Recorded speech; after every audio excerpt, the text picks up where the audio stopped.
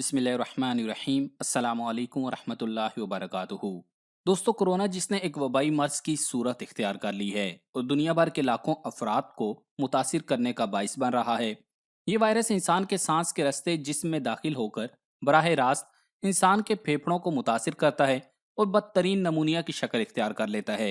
इस बीमारी से सेहतयाब होने के लिए ज़रूरी है कि इंसान की कुव्वत मदाफत मजबूत हो और उसके फेफड़े इतने मजबूत हों कि वो इस मूजी वबा के फेफड़ों पर होने वाले हमले का मुकाबला कर सकें।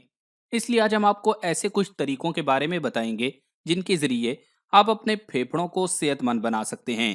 तो वो तमाम तरीके जानने से कबल आपसे गुजारिश है कि इस वीडियो को लाइक करें, और अगर अभी तक आप हमारे चैनल उर्दू लैब का हिस्सा नहीं बने तो हमारे चैनल उर्दू लैब को सब्सक्राइब करके घंटी का बटन ज़रूर दबा दें ताकि आपको इस तरह की मालूमाती वीडियोस बर वक्त मिलती रहें। दोस्तों, सबसे पहला तरीका है वर्जिश।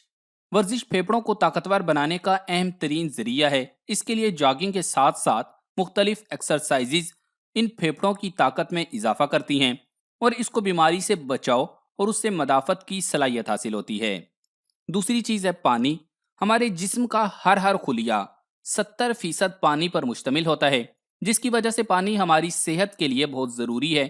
इसके साथ साथ फेफड़ों की सेहत के लिए भी पानी को बहुत अहमियत हासिल है, क्योंकि अगर पानी की मिकदार कम इस्तेमाल की जाएगी तो सांस की नालियां और फेफड़े खुश्की का शिकार हो सकते हैं और इनके इन्फेक्टेड होने के खतरात में इजाफा हो जाता है। तीसरी चीज है सेब।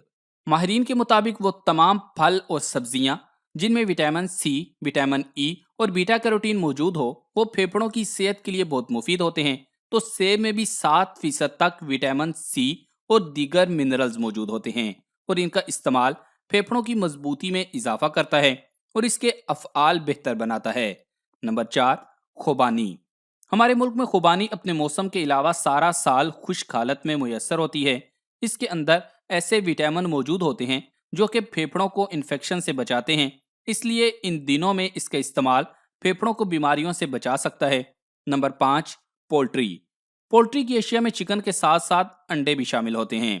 इन तमाम अशिया का इस्तेमाल एक जानिब तो फेफड़ों को बीमारियों और इन्फेक्शन से बचाते हैं और इसके साथ साथ उनको बीमारियों से लड़ने की ताकत भी फराम करते हैं और इसमें मौजूद विटामिन ए फेफड़ों के लिए बहुत मुफीद होता है। नंबर 6, अखरोट। अखरोट में ओमेगा 3 बड़ी मिकदार में मौजूद होता है जो कि अस्थमा के मरीजों और सांस के जुमला अमराज के इलाज के लिए बहुत मुफीद होता है। इसलिए एक मुट्ठी अखरोट की गिरी फेफड़ों को मुख्तलिफ बीमारियों से महफूज रख सकती है। नंबर 7, सुर्ख लोबिया।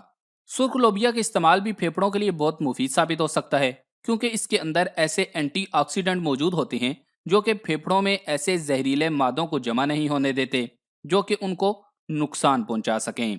Number 8, strawberry. स्ट्रॉबेरी के अंदर ऐसे विटामिन और एंटीऑक्सीडेंट अज्जा मौजूद होते हैं जो कि जिस्म में से जहरीले मादों का इखराज करते हैं। इसलिए इसका इस्तेमाल जिस्म की कुव्वत मदाफत को मजबूत बनाकर फेफड़ों को इस मूजी वबा से लड़ने की ताकत फराम करता है। नंबर 9, सब्ज चाय।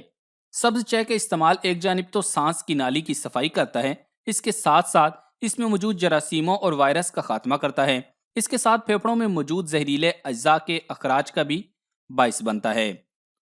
तो दोस्तों, ये तमाम चीजें सिर्फ इस वबा से ही नहीं बल्कि आपको दुनिया में पाए जाने वाले कमोबेश 196 वायरस से लड़ने में मदद फराम करेंगी। इसके अलावा भी मुतअद्दिद अशिया हैं, वो भी इंशाल्लाह आपको बताएंगे। तो जल्दी से इस वीडियो को फेसबुक और व्हाट्सएप पर शेयर करें ताकि और लोग भी इन चीज़ों से फ़ायदा उठा सकें।